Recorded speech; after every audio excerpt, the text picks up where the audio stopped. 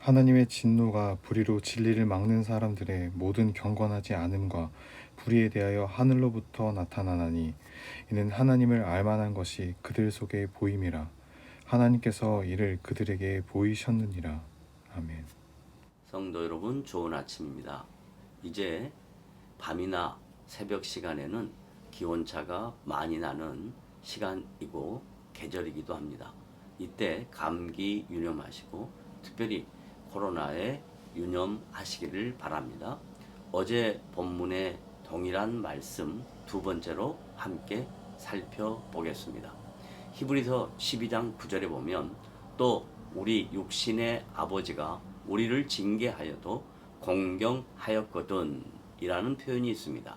이 내용은 비유입니다. 이것은 모든 부모들이 자녀를 양육하면서 바르게 성장하도록 훈계하며 징계하기도 합니다. 그런데도 불구하고 자녀들은 아버지를 공경합니다. 우리가 신앙의 초보 단계에 있을 때에는 다양한 방법으로 하나님께서 우리를 감싸 주시지만 신앙의 초보 단계를 떠나서 인격적으로 교제할 때는 하나님의 방법으로 거룩하게 우리를 훈련시키십니다.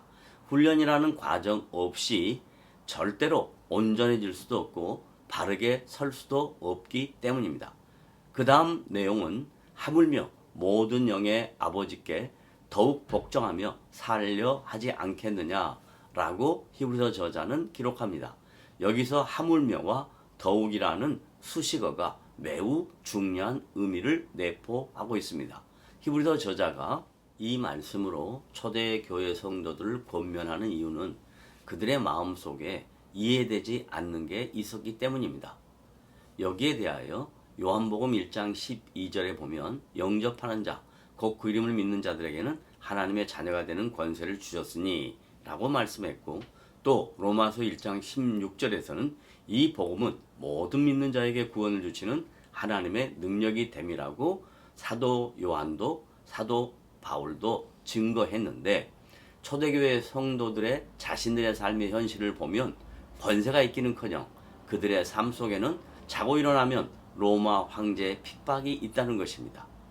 이런 이해되지 않는 상황 속에서 갈등하는 성도들에게 히브리서 저자는 이것은 갈등이 아니고 과정이며 그 뒤에는 분명히 열매가 있다는 말씀으로 권면하고 있습니다. 다음 10절에 보면 정확하게 그 이유가 나옵니다. 그들은 잠시 자기의 뜻대로 우리를 징계하였거니와 오직 하나님은 우리의 유익을 위하여 그의 거룩하심에 참여하게 하시느니라고 권면합니다. 우리가 훈련받는 것은 징계받는 당사자의 유익입니다. 훈련이 없으면 유익이 없고 유익이 없으면 거룩하고 관계가 없다는 것입니다. 어려움이 있어 고통을 당하고 자존심이 상하고 다양한 일들로 상처를 입고 나면 어려움을 통해 유의를 얻게 되고 하나님을 닮아가는 사람들로 세워져 간다는 것입니다. 그런데 저와 여러분은 이런 훈련을 싫어합니다. 그 이유는 두 가지입니다. 첫째, 하나님께서 훈련시키는 이유와 목적에 대해 정확하게 알지 못하고 그것을 하나님의 진노의 대가라고 착각하기 때문입니다. 또 두 번째는 그 과정이 어렵고 힘드니까 나의 인생 속에는 이런 일이 없었으면 좋겠다는 인간적인 바람 때문에 그렇습니다. 이제 로마서 1장 18절 본문으로 돌아와 보면 하나님의 진노가 하늘로부터 나타난다라는 말씀 속에 진노라는 단어에 담겨져 있는 진정한 의미는 죄 때문에 그렇다는 것입니다. 여기서의 죄는 사람과 사이에서 나타나는 도덕적이거나 윤리적인 것이 아니라 하나님의 부르심에 반응하지 아니하고 하나님의 통치를 인정하지 않는 사람과 하나님 사이에 나타나는 문제인 것입니다. 죄 때문에 진노가 생깁니다. 로마서 6장 23절에 보면 죄의 삭은 사망이요라고 지적합니다. 죄의 결과는 사망입니다.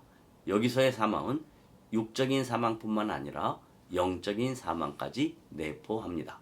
이것은 하나님과 단절된 것을 의미합니다. 하나님과의 관계가 단절되어서 전혀 하나님의 통치를 받지 않는 인생을 가리켜 죄라고 성경은 지적하고 있습니다. 성도 여러분, 죄의 대가인 사망을 예수 그리스도께서 다 담당하셨기 때문에 예수 믿는 우리 모두에게는 영생이 있다는 것입니다. 하나님의 진노가 하늘로부터 나타난다 했는데 여기서 말하는 하늘은 공간적 개념이 아니라 통치적 개념입니다. 하나님께서 역사의 주관자가 되셔서 하나님을 대항하는 자들에게 진노하시겠다는 뜻입니다. 분명히 성경에는 예수 믿지 않는 사람들에게 하나님의 진노가 있다고 구체적으로 증거합니다. 성도 여러분, 이 말씀을 분명히 믿는다면 사랑하는 사람들, 나와 함께 관계를 맺고 살아가는 사람들이 하나님의 진노의 대상이 되기를 원하십니까? 그렇지 않다면 여러분은 그 영혼들에 대한 불쌍한 마음이 있어 진노의 대상이 된 그 영혼을 하나님께로 돌아오게 해야 하는 책임이 있다는 것입니다. 이 일을 하나님께서 가장 기뻐하십니다. 오늘 여러분의 인생 속에 이런 놀라운 역사가 일어나기를 주님의 이름으로 부탁을 드립니다.